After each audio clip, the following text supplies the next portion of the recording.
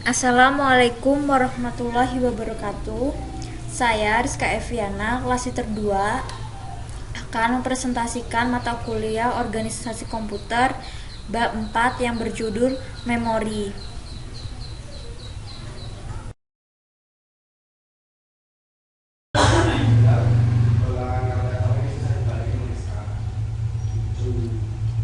Memori.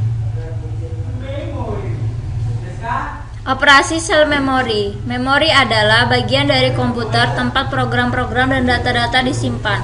Elemen dasar memori adalah sel memori. Walaupun digunakan sejumlah teknologi elektronik, seluruh sel memori memiliki sifat-sifat tertentu. Sel memori memiliki dua keadaan stabil atau semi-stabil yang dapat digunakan untuk mempresentasikan bilangan biner 1 atau 0. Sel memori mempunyai kemampuan untuk ditulisi sedikitnya satu kali. Sel memori mempunyai kemampuan untuk dibaca. Karakteristik sistem memori. Dilihat dari lokasi memori dibedakan menjadi beberapa jenis, yaitu register, memori internal, dan memori eksternal. Register berada di dalam chip prosesor. Memori ini diakses langsung oleh prosesor dalam menjalankan operasinya. Register digunakan sebagai memori sementara dalam perhitungan maupun pengolahan data dalam prosesor.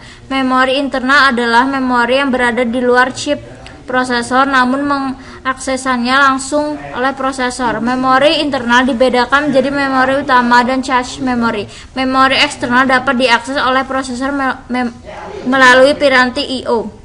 Memori ini dapat berupa disk maupun pita. Karakteristik lainnya adalah kapasitas. Kapasitas memori internal maupun eksternal biasanya dinyatakan dalam bentuk bit atau 1 bit sama dengan 8 bit atau word. Panjang word umumnya 8, 16, 32 bit. Memori eksternal biasanya lebih besar kapasitasnya daripada memori internal. Hal ini disebabkan karena teknologi dan sifat penggunaannya yang berbeda. Karakteristik berikutnya adalah satuan transfer. Bagi memori internal, satuan transfer sama dengan jumlah saluran data yang masuk ke dalam dan keluar dari modul memori. Jumlah saluran ini seringkali sama dengan panjang word, tapi dimungkinkan juga tidak sama. 3 konsep yang berhubungan dengan satuan transfer. Word merupakan satuan alami organisasi memori. Ukuran word biasanya sama dengan jumlah bit yang digunakan untuk representasi bilangan panjang instruksi. Addressable units. Pada sejumlah sistem, addressable units adalah word. Namun terdapat sistem dengan pengalamatan pada tingkatan bit. Pada semua kasus hubungan antara panjang A, suatu alamat, dan jumlah n, addressable unit adalah 2A sama dengan n. Unit of transfer adalah jumlah bit yang dibaca atau ditulis ke dalam memori pada suatu saat. Pada memori eksternal, transfer data biasanya lebih besar dari suatu word yang disebut dengan block.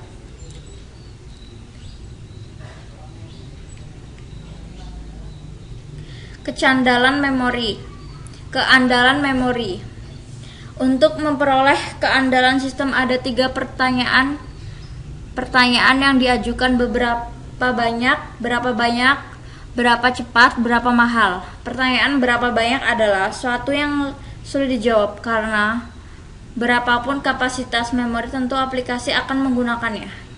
Jawaban yang berapa cepat adalah memori harus mengikuti kecepatan CPU sehingga terjadi sinkronisasi kerja antar CPU dan memori tanpa adanya waktu tunggu karena komponen lain belum selesai prosesnya. Mengenai harga sangatlah relatif. Bagi produsen selalu mencari harga produksi maling murah tanpa mengorbankan kualitasnya untuk memiliki daya saing di pasaran.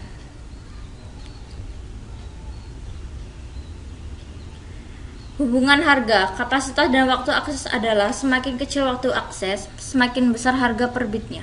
Semakin besar kapasitas, semakin kecil harga per bitnya. Semakin besar kapasitas, semakin besar waktu aksesnya. Dilema yang dihadapi para perancang adalah keinginan menerapkan teknologi untuk kapasitas memori yang besar karena harga per bit yang murah, namun hal itu dibatasi oleh teknologi dalam memperoleh waktu akses yang cepat. Salah satu pengorganisasian masalah ini adalah menggunakan hierarki memori. Satuan memori. Satuan pokok memori adalah digit binary yang disebut bit. Suatu bit dapat berisi sebuah angka 0 atau 1. Ini adalah satuan yang paling sederhana. Memori juga dinyatakan dalam bit 1, bit sampai dengan 8 bit. Kumpulan bit dinyatakan dalam word panjang word yang umum adalah 8, 16, dan 32 bit. Tabel tingkatan satuan memori.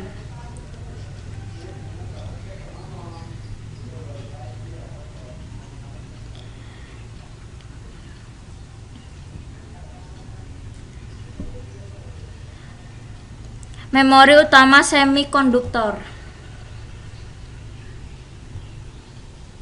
Pada komputer lama, bentuk umum random access memori untuk memori utama adalah sebuah piringan ferromagnetik berlubang yang dikenal sebagai core, istilah yang tetap dipertahankan hingga saat ini. Memori random access. Hal yang membedakan karakteristik RAM atau random access memory adalah dimungkinkannya pembacaan dan penulisan data ke memori secara cepat dan mudah. Aspek lain adalah RAM bersifat volatil, sehingga RAM hanya menyimpan data, sementara teknologi yang berkembang saat ini adalah statik dan dinamik. RAM dinamik disusun oleh sel-sel yang menyimpan data sebagai muatan listrik pada kapasitor. Karena kapasitor memiliki kecenderungan alami untuk mengosongkan muatan, maka RAM dinamik memerlukan pengisian muatan listrik secara periodik untuk memelihara penyimpanan data. Pada RAM statik, nilai biner disimpan dengan menggunakan konfigurasi gates, logika flip-flow tradisional. RAM statik akan menyimpan data selama ada daya listriknya. Read-only memory atau ROM sangat berbeda dengan RAM. Seperti namanya, ROM berisi pola data permanen yang tidak dapat diubah. Data yang tidak bisa diubah menimbulkan keuntungan dan juga kerugian. Keuntungannya untuk data yang permanen dan sering digunakan pada sistem operasi maupun sistem perangkat keras akan aman diletakkan dalam ROM. Kerugiannya apabila ada kesalahan data atau adanya perubahan data sehingga perlu penyisipan. Variasi ROM lainnya adalah read mostly memory yang sangat berguna untuk aplikasi operasi pembacaan jauh lebih sering daripada operasi penulisan. Terdapat 3 macam jenis, yaitu EEPROM dan flash memory. EEPROM electronic erasable programmable read only memory merupakan memori yang dapat ditulis kapan saja tanpa menghapus isi sebelumnya. EEPROM menggabungkan kelebihan non-volatile dengan fleksibilitas dan diupdate. Aksi error.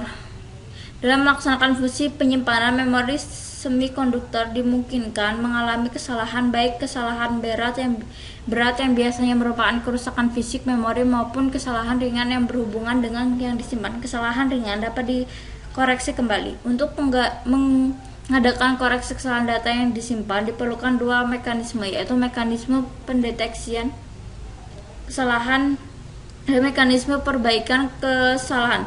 Mekanisme pendeteksian kesalahan dengan menambahkan data word atau D dengan suatu kode, biasanya bit cek paritas atau C, sehingga data yang disimpan memiliki panjang D plus C. Kesalahan akan diketahui dengan menganalisa data dan bit paritas tersebut. Mekanisme perbaikan 36 kesalahan yang paling sederhana adalah kode Hamming.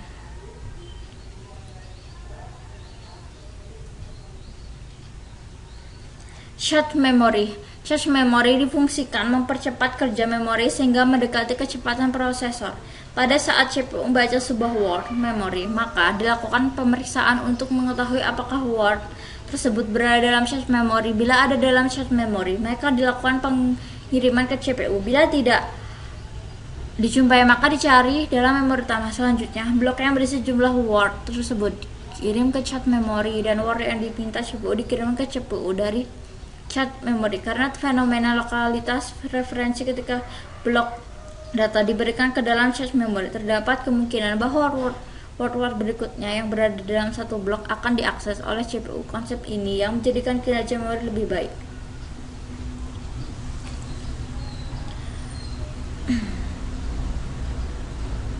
Kapasitas charge menentukan ukuran memori. Charge sangatlah penting untuk mendongkrak kinerja komputer. Dari segi harga charge sangatlah mahal, tidak seperti memori utama. Semakin besar kapasitas charge tidak berarti semakin cepat prosesnya. Dengan ukuran besar akan terlalu banyak gates pengalamatannya sehingga akan perlambat proses. Kita bisa melihat beberapa merek prosesor di pasaran. Beberapa waktu lalu AMD mengeluarkan prosesor ke-5 dan ke-6 dengan chassis yang besar atau 1 MB tapi kinerjanya tidak bagus. Kemudian Intel pernah mengeluarkan prosesor tanpa charge untuk alasan harga yang murah, yaitu seri Intel Celeron pada tahun 1998-an. Hasil kinerjanya sangat buruk, terutama untuk operasi data besar, floating point 3D. Intel Celeron versi berikutnya adalah ditambah charge sekitar 120 KB.